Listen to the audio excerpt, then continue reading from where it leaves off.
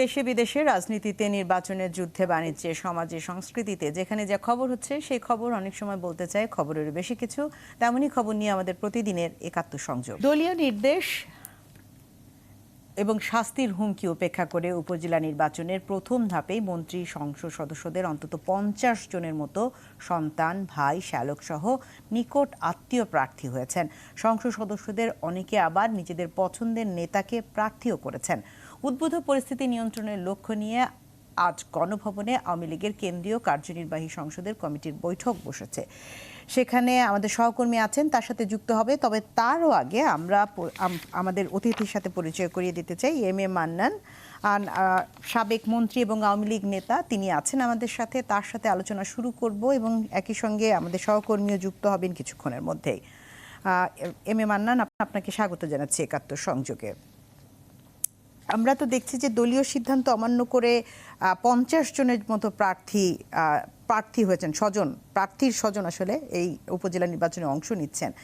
এই যে তাদের বিরুদ্ধে কঠোর সিদ্ধান্ত নেওয়ার ঘোষণা, আমরা সিদ্ধান্ত নিতে পারে এরকম একটি সংবাদ আমরা সংবাদ মাধ্যমগুলোতে দেখছি, হতেও পারে নাও হতে পারে। বিষয়টিকে আপনি কিভাবে দেখছেন যে আসলে আত্মীয় স্বজনরা প্রার্থিতা পেতে পারে কি না? ধন্যবাদ। আপনি যেমন শুনেছেন আমিও শুনেছি। আমি একজন আওয়ামী লীগের আদর্শিক কর্মী আজীবন, এবং আমি আওয়ামী লীগের টিকিটে 4 বার নির্বাচিত হয়েছি। অবশ্যই আওয়ামী লীগে আমার কিছু সামান্য প্রান্তিক হলেও আমার সংযোগ আছে। আমি এই নিউজটা যেটা শুনেছি, আমার কাছে এখন কোনো আমার দল থেকে কোনো নির্দেশনা আনুষ্ঠানিকভাবে আসেনি। তবে আমি অস্বস্তি বোধ করছি, এটা আমি স্বীকার করব। আমার যথেষ্ট বয়স হয়েছে, আমি আজন্ম আওয়ামী লীগ করি, এটা আগেই বলেছি। আমি মনে করি যে একজন মানুষের, এখন আমি আমার উপরে অবশ্য আমার দলের নির্দেশনা, আমি শৃঙ্খলা বিশ্বাস করি। আমি আজীবন একজন শৃঙ্খলাবদ্ধ সরকারি কর্মচারী ছিলাম।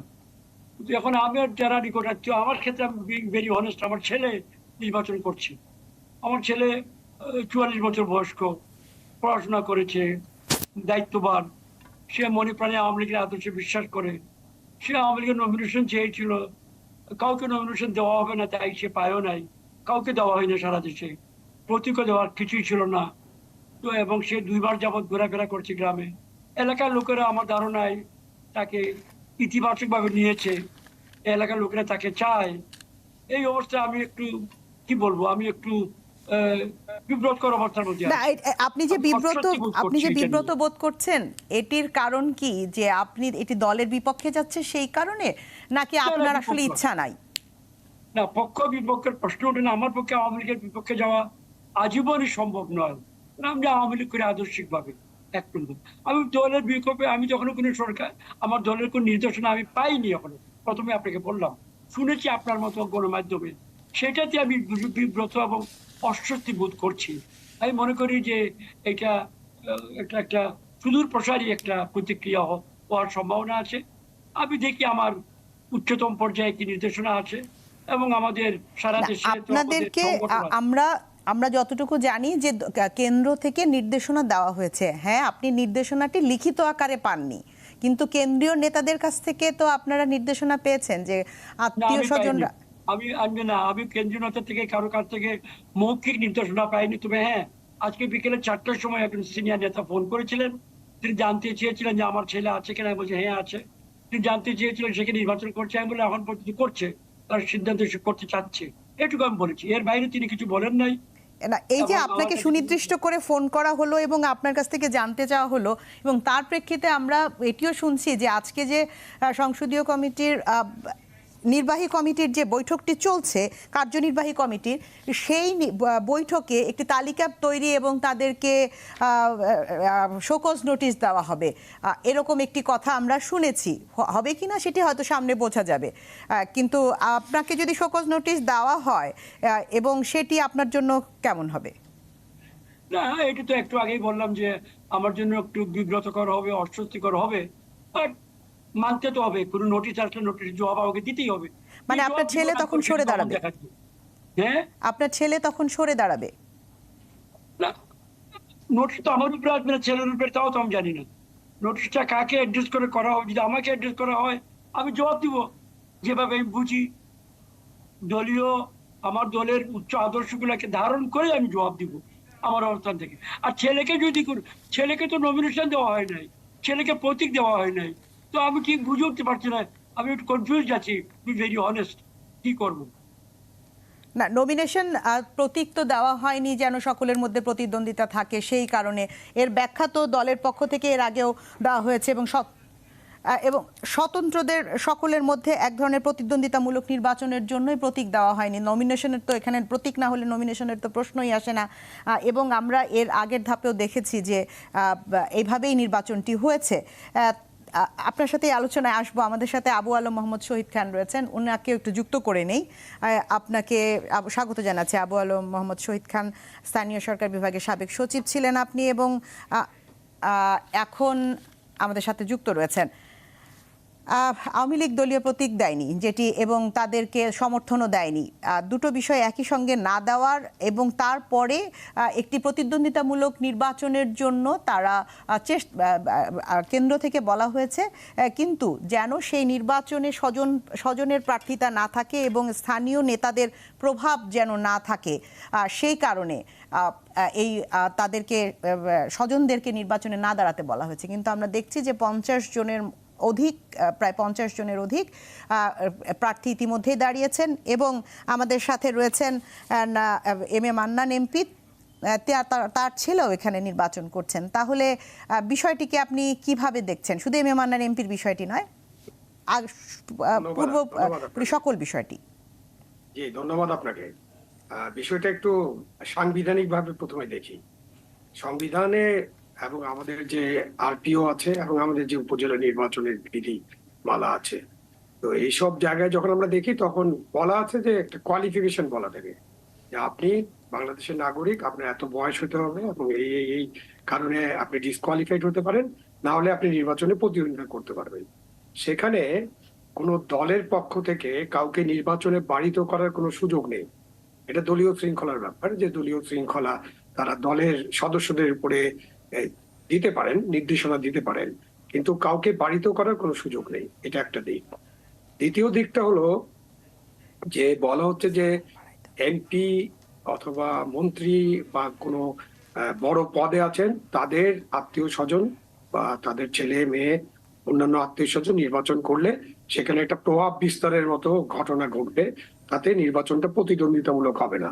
এখানে একটা নির্বাচনটা তো প্রতিদ্বন্দ্বিতামূলক হতে হবে এরকমটাই আওয়ামী লীগ মনে করছে, কিন্তু প্রথমেই তো এখানে বিরোধী দল তারা নির্বাচনে অংশ নিচ্ছে না।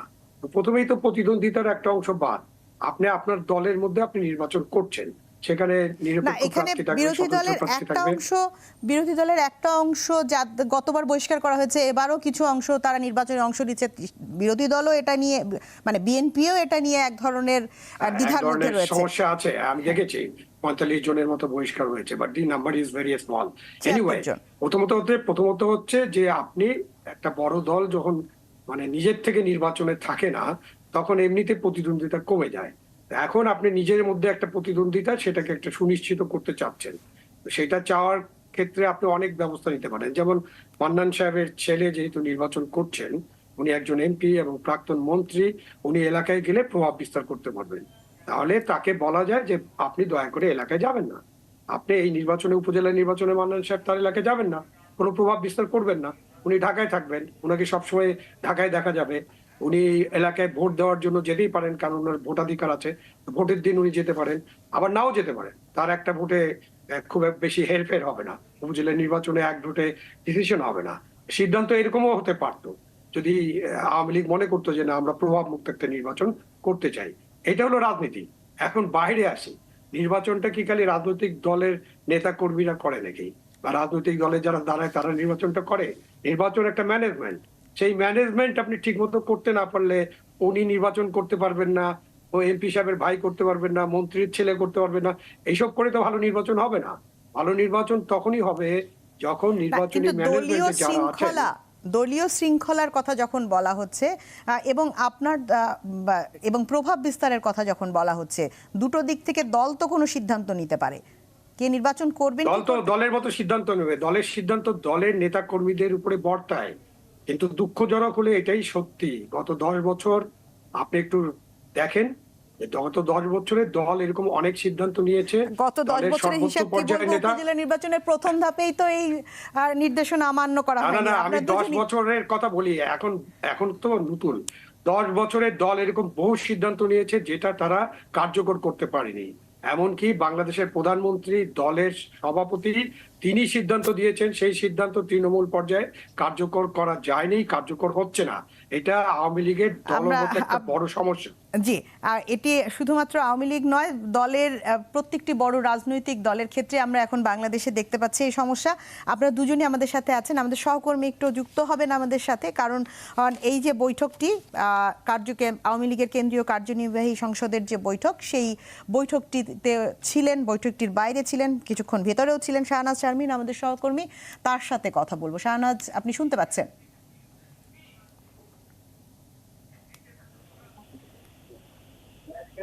শাহনাজ শুনতে পাচ্ছেন আমাকে? জি, শুনতে পাচ্ছি। শাহনাজ, এই যে কি হলো সেখানে আসলে, এবং আপনারা মনে হয় মাঝপথে চলে এসেছেন প্রধানমন্ত্রীর বক্তৃতা শুরু হওয়ার পর, আর কিন্তু নিশ্চয়ই নেতাকর্মীদের সাথে আপনাদের কথা হয়েছে, যারা ভেতরে বৈঠকে থাকবেন তাদের কাছ থেকে গুঞ্জন, নানা প্রস্তাবনা বা কি হতে যাচ্ছে তার কিছু হয়তো শুনেছেন, সেটাই আমাদেরকে জানান। কার্যনির্বাহী কমিটির বৈঠকের শুরুতেই প্রধানমন্ত্রী শেখ হাসিনা বক্তব্য রাখেন, তার বক্তব্য শেষ হওয়ার পরেই আসলে আমরা বেরিয়ে আসি। এখন নেতাকর্মীদের সাথে রুদ্ধদ্বার বৈঠক চলছে কার্যনির্বাহী কমিটির নেতাদের সাথে। এটি প্রথম থেকে বলা হচ্ছিল, গত বেশ কিছুদিন ধরেই শোনা যাচ্ছিল, এবং যারা প্রেসিডিয়াম সদস্য, সাংগঠনিক সম্পাদক, বিশেষ করে সাংগঠনিক সম্পাদক যারা, তারা একটি তালিকা প্রস্তুত করেছেন উপজেলা নির্বাচনে যারা নির্দেশনা অমান্য করে এখন পর্যন্ত এমপিদের আত্মীয় স্বজন নির্বাচনে রয়ে গেছেন। আপনারা আলোচনা করছিলেন 50 জন প্রথম ধাপে যে নির্বাচন 8 মে, সেখানে আসলে এখন পর্যন্ত 13 জন এমপি মন্ত্রী স্বজন নির্বাচনে মাঠে রয়ে গেছেন। কারো ছেলে, কারো বোন, কারো বা ভাই, খুব স্বজন নিকট আত্মীয় রয়ে গেছেন। তো এই নিকট আত্মীয়দের যাদের রয়ে গেছেন তাদের তালিকা আসলে প্রধানমন্ত্রীর হাতে যার যার বিভাগের সাংগঠনিক সম্পাদক আজকের বৈঠকে তুলে দেওয়ার কথা। এজেন্ডার বাইরে বলা হচ্ছে বিবিধ যে এজেন্ডা আছে সেখানেই আসলে এই বিষয়টি নিয়ে আলোচনা হবে।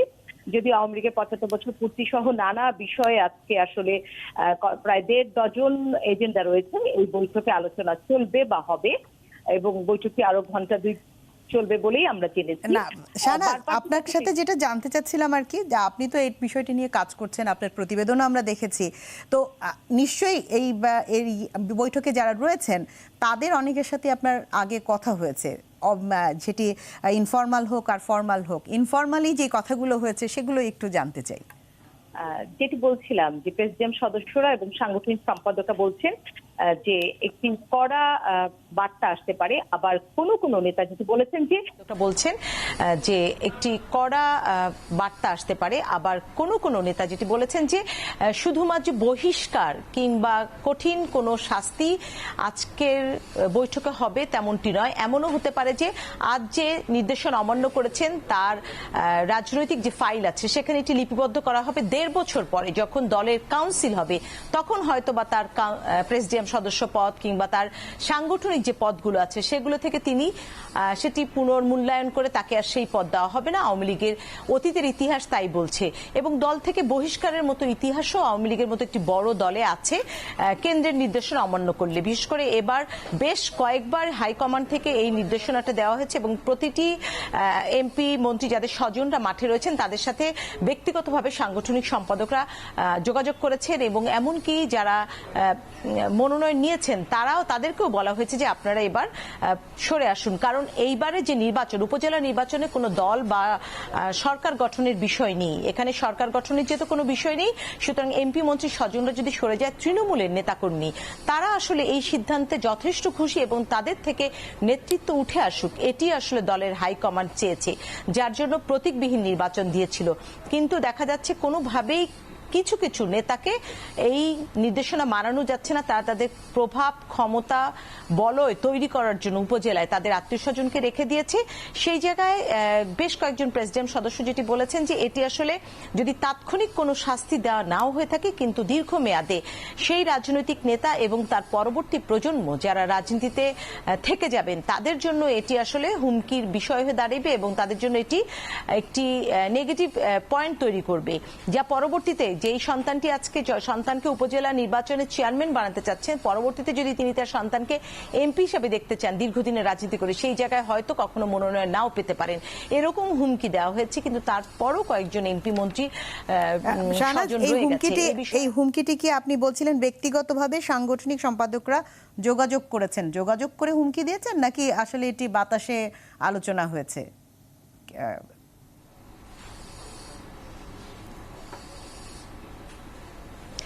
না, সাংগঠনিক সম্পাদকরা যেসব এমপি মন্ত্রীদের স্বজনরা রয়ে গেছে তাদের সাথে ব্যক্তিগতভাবে আলোচনা করেছেন এবং যিনি নির্বাচন করছে না স্বজন তাকেও ফোন করে এবং সরাসরি ডেকে এনে কেন্দ্রে অনেককেই বলা হয়েছে যে, এবং আপনারা জানেন যে এর মধ্যে একটি বাকবিতণ্ড হয়েছে দলের সাধারণ সম্পাদক এবং দলের একজন প্রেসিডিয়াম সদস্য মাদারীপুরে, এই দুজনের মধ্যে বাকবিতণ্ড হয়েছে। দলের প্রেসিডিয়াম সদস্য শাহজাহান খানের ছেলেকে এখন পর্যন্ত নির্বাচনে রাখার জন্য দলের সাধারণ সম্পাদকের সাথে ধানমন্ডি কার্যালয়ে বেশ কিছু উত্তপ্ত বাক্য বিনিময় হয়েছে প্রকাশ্যে। সেই জায়গায় যদি আমরা তাকিয়ে দেখি যে হুমকিটা আসলে শুধু যে বাতাসে দিয়েছে তা না, সরাসরি দেওয়া হয়েছে। কিন্তু এরপরও এই সিদ্ধান্ত না মানার একটি বড় কারণ বলা হচ্ছে যে অতীতে এরকম বিভিন্ন সময়ে নির্দেশকে অমান্য যারা করেছে তাদেরকে কিছুটা সময়ের জন্য বহিষ্কার করলে আবার দলে ফিরিয়ে নেওয়া হয়েছে, কিংবা কারো কারো ক্ষেত্রে জিতে আসলে তাকে দলে নিয়ে নেওয়া হয়েছে। এই ধরনের একটি মানসিকতার কারণে অনেকে বলছেন, অনেক নেতা জয়ের মালা সব সময় সে কাছে টেনে নেওয়া হয়, জয় যার পক্ষে থাকে। এবং আমরা দেখেছি যে রাজনীতিতে শেষ কথা বলেও কিছু নেই।